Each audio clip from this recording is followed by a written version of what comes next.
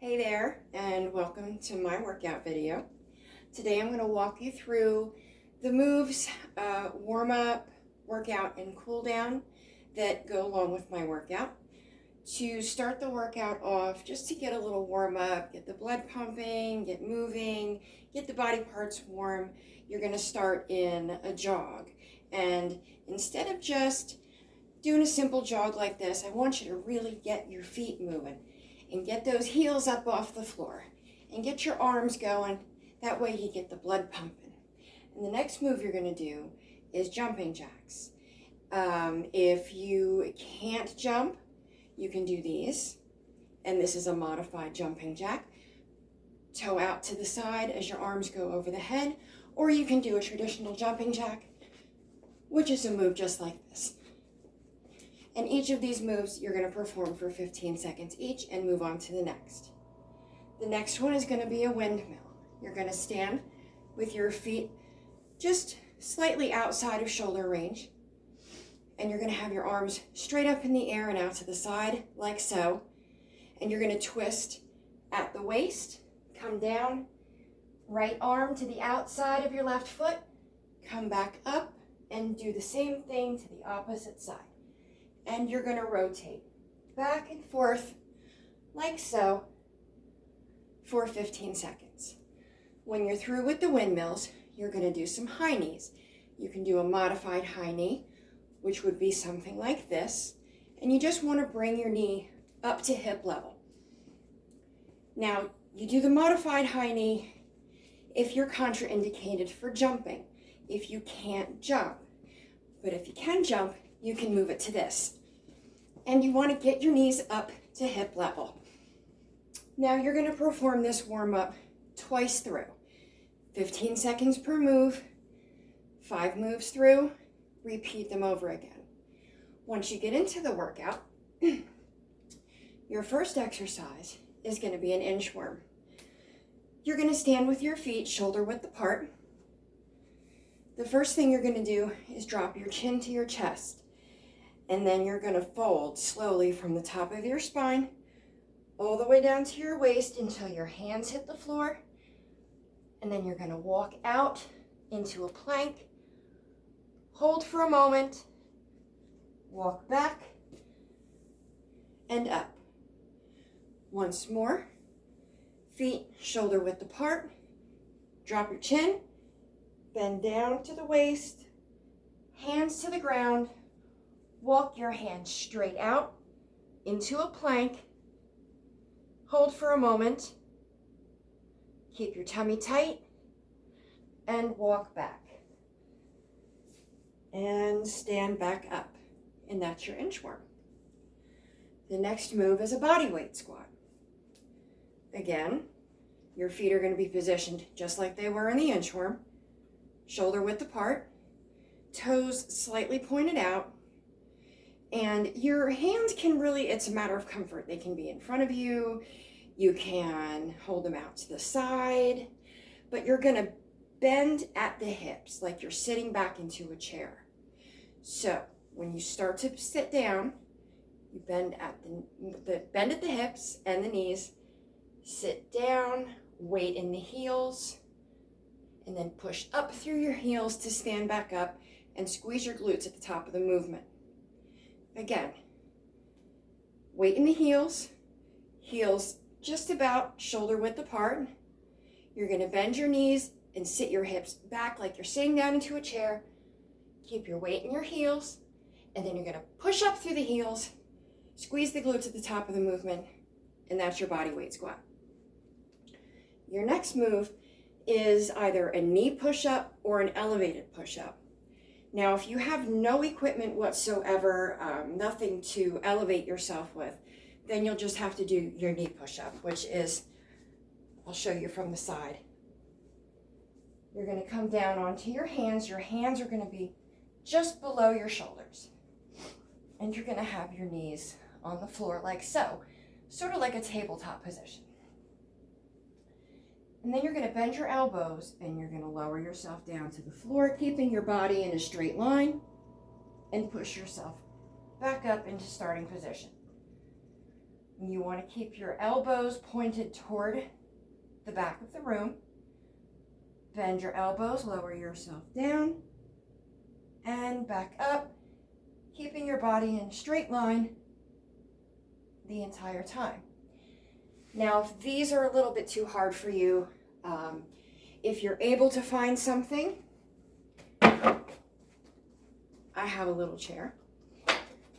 You can do an elevated push-up, which is the same exact movement, except you're going to stay on your toes, and you're just going to be slightly elevated off the floor. And you're going to do an elevated push-up.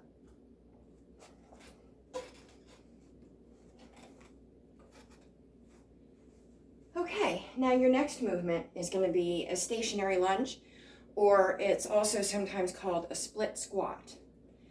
You're going to split your two legs, left leg in front, right leg behind you, and you're going to bend at the knee. Your front knee is going to bend to a 90-degree angle, knee over the ankle, and your back knee is going to bend toward the floor. And again, the back leg is also going to be at a 90-degree angle. Hands, of course, that's again a comfort issue. You can put them on your hips. You can hold them in front of you. But you're going to have your weight in that front heel. When you come down, you're going to push up through the heel, squeeze the glute to come back up. Again, bend the front knee, weight in the heel, 90-degree angles in the front and rear legs, and then push up through the heel, squeeze the glute to come back up into starting position. From the side, split your legs, left leg in front, right leg behind, and you're going to come down, keeping your torso upright, bend the front leg and back legs, 90 degrees, knee over the ankle, weight in the heel, push up through the heel, squeeze the glute, and come back into starting position. The next move is called a modified burpee. It might also be called a squat thrust. That's what they called them when I was in school. So you're going to start, again, kind of in the inchworm body weight squat position, heels shoulder width apart. And you're going to squat down until your hands are on the floor. Now you can step your legs back, step them forward, and stand up. Or squat down, hands to the floor, jump your legs back, jump your legs forward, stand up to starting position. From the side, squat down, hands to the floor, step your legs back, step your legs forward, up into starting position. Or squat down, hands to the ground, legs back, jump your legs forward, stand up into starting position. And that's your modified burpee. The next move is a sumo squat with a calf raise. Now your sumo squat is different from a body weight squat in that you're going to spread your legs further apart. So instead of your heels being shoulder width apart, your heels are going to be outside of your shoulders. Again, your toes are going to be pointed slightly outwards. Hands on your hips, in front of you, waving in the air, wherever you like, and whatever's comfortable for you. So with a sumo squat, it's basically the same exact thing as a body weight squat. You're bending at the knees and at the hips, sitting back as though you're sitting into a chair, but you're going to feel it more on your inner thighs and on the sides of your booty. So you're going to come down into your sumo squat, keeping your tailbone tucked up underneath of you. And when you get to the bottom of your sumo squat, you're going to come up onto your toes, lower back down onto your heels, and then push up through your heels into your starting position. This is what it looks like. Down, up, down, up. Again, you're gonna push your hips back as though you're sitting into a chair. Keep your tailbone tucked underneath of you. When you get to the bottom of the position, come up onto your toes, back down onto your heels, and back up into starting position. 2 moves left. Your plank, you can do a low plank or a high plank. So when I say low or high plank, low being on your forearms like so. You want to keep your butt tucked down. You don't want it up in the air like this. You want your body in one straight line. You want to keep your tummy tight and your body solid in one strong straight line. A high plank would be on your hands. Again, your body is in one strong, solid line. And you want to keep your shoulders protracted, which means you want to keep your shoulders drawn in. You don't want your shoulders back like this. You want to draw them forward. So in your plank, push your shoulders like you're pushing them down into the floor. Your hands right below your shoulders. Your body in a strong, straight line, abs tight, and this move you're holding for 30 seconds.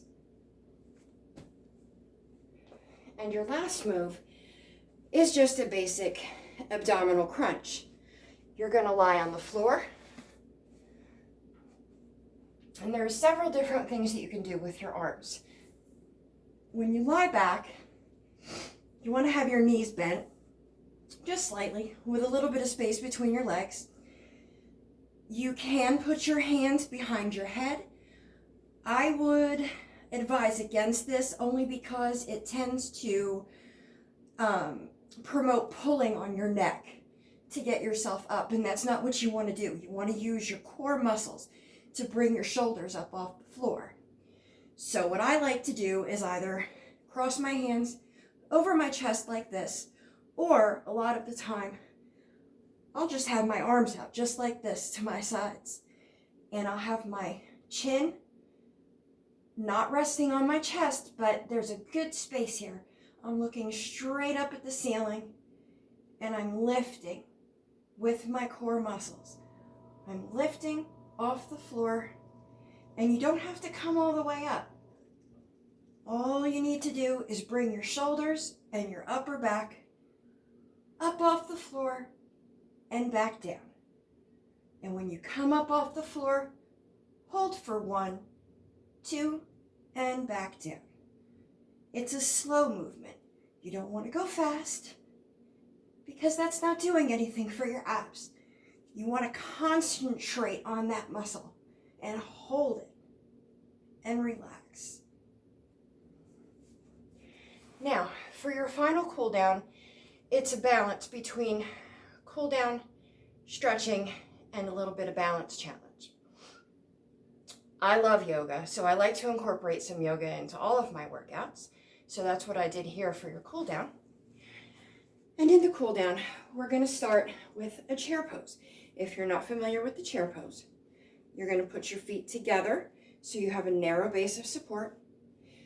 Bend at the knees, keep your tailbone tucked underneath of you, and bring your arms straight up.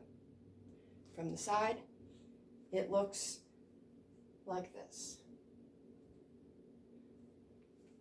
Okay, so from your chair pose, you're going to stand and bring your foot to your calf or to your thigh, and this is tree pose. You can keep your arms in the air, or you can bring them into prayer position. From tree pose, you're going to step back into a high lunge, just like I taught you during the workout, and hold for 10 seconds.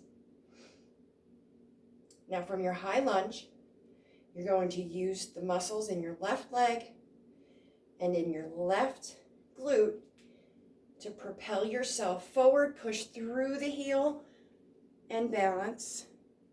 Come down into warrior three.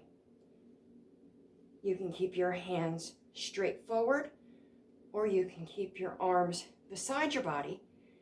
Having your arms straight forward will increase the balance challenge.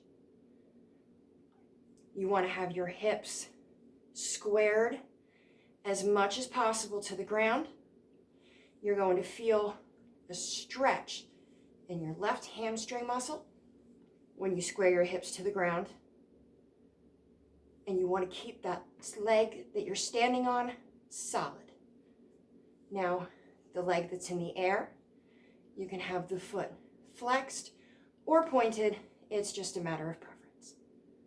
Now, from warrior three, you're going to pull back up into tree. And when you do tree, you want to avoid putting your foot on your knee. You do not want pressure on your knee. That's why you can have your foot on the ground, on your calf, or on your thigh.